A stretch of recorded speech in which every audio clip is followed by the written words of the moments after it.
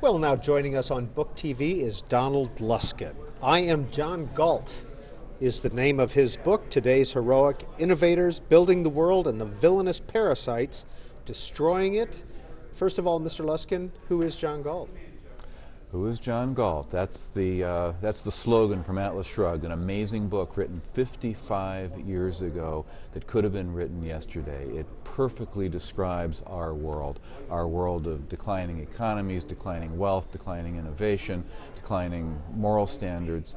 And the reason why it's so perfectly prophetic is it's this amazing portrait of human nature.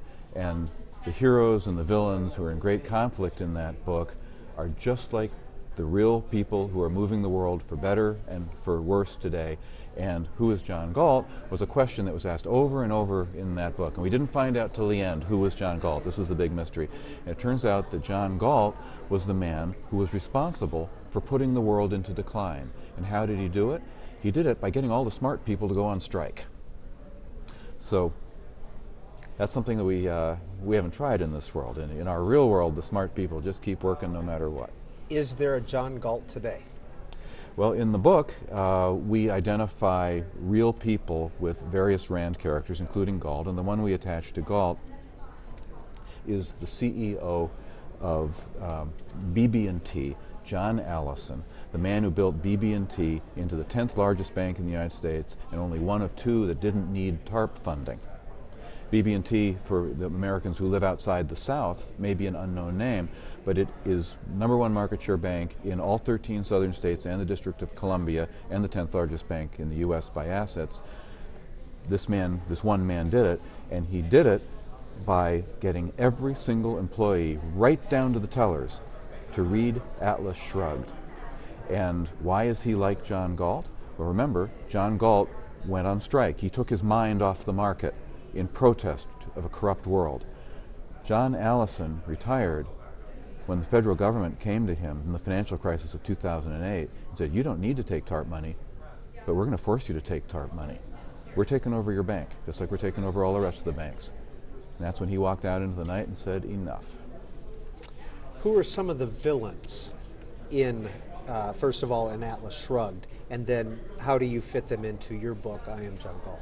Well, a lot of Ayn Rand fans remember falsely that Atlas Shrugged was all about villains who were people in government, regulators, politicians. That's true, there's a share of those.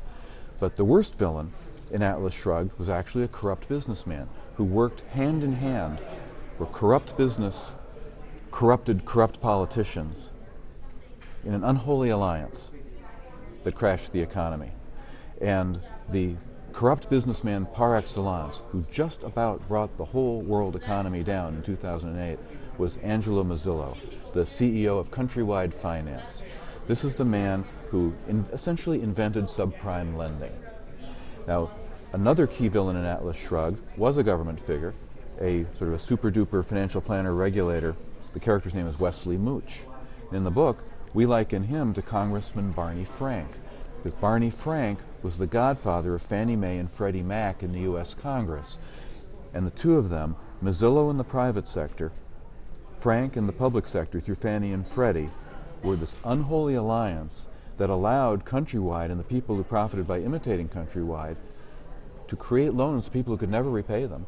Why would you do that? Because they just turned around and sold those loans to the federal government. And how was that made possible? It was made possible by Barney Frank through Fannie and Freddie, in the name of all kinds of high-minded, altruistic social benefits, like housing for everybody, and let's put poor people into McMansions that they can't afford. It's a great idea. That's the world of Atlas Shrugged. It's the world we just barely survived in the financial crisis. We're still struggling to come out of it. Donald Luskin, what do you do for a living? I'm an investment advisor for other investment advisors. What does that mean? Well, it means that I give strategic advice on the stock market, the bond market, and the currency market, and commodities markets to other investment managers who serve end customers. Hedge fund managers, mutual fund managers, investment counselors, the like. In your work, how much government regulation is there in what you do? There's very little in what I do because I don't actually handle the money. But my clients who do, who collectively must manage $10, $15 trillion, they are so regulated they can't even pick up the phone without filling out a form. That's a Really? business I used to be in. I'm now in a little four-man firm that gets to influence $15 trillion without being regulated. I made my choice. What is it about Ayn Rand that attracts such a strong reaction? Well, there's a great moral clarity to her point of view. It's an extremely consistent philosophy. It's a romantic philosophy that draws many young people because it's a world where the good guys in these stories are very passionate, creative, focused, empowered people who know who they are and go out in the world and want to do the things they want to do. In the case of John Galt, he wanted to shut down the world in order to rebuild it, but that was his passion. And so young people trying to discover themselves, trying to understand what is their role in life, what role models do I have. Ayn Rand's books, the big ones, Fountainhead and Atlas Shrugged, are just full of these amazing role models. Business people, artists, architects, bankers, lawyers, doctors, all of whom follow this philosophy of extreme individualism.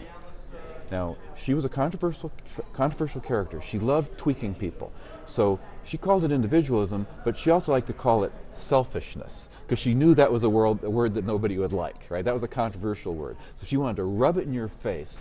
And if you could accept selfishness, if she could talk you into that, well, individualism will go down real easy. You use the word moral talking about Ayn Rand. A lot of people don't use that word when they talk about it. Well, morality is simply the philosophy of determining the difference between right and wrong.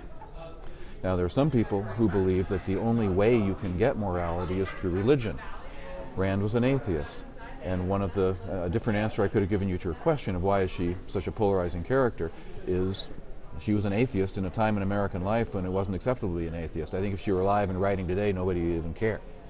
But she was kind of an outcast, and it was believed at the time, at least, that if you didn't get your morality from the Bible, you didn't got any morality. Well, she said, no, you can get it from reason. You can get it from experience. There's a wonderful character named Hank Rearden in Atlas Shrugged who runs a steel mill. And he says, there's no more moral place in the world than a steel mill, because you know exactly what's right and exactly what's wrong. And if you do what's wrong with some 500-ton oven that's melting 500 tons of steel, you'll die. You can't be immoral in a steel mill. That doesn't have anything to do with the Bible. In I Am John Galt, you draw parallels between Bill Gates and Yes. Hank Rearden. Why? Because in the book, Henry Rearden, the great innovator who created a new kind of metal that was lighter than aluminum and stronger than steel, that product was so competitive, so disruptive to the status quo, that the unholy alliance of corrupt businessmen and corrupt government officials conspired to put him out of business the same way as people who couldn't compete with Microsoft Windows conspired to put Bill Gates out of business in the late 1990s when that antitrust action was brought against him. Don't tell yourself that that was just some do-gooder action by some holier-than-thou bureaucrat in Washington. Those guys were paid off and egged on by people in Silicon Valley who couldn't compete with Bill Gates. There's just a little taste of Donald Luskin's I Am John Galt, today's heroic innovators building the world and the villainous parasites destroying it. This is Book TV on C-SPAN 2.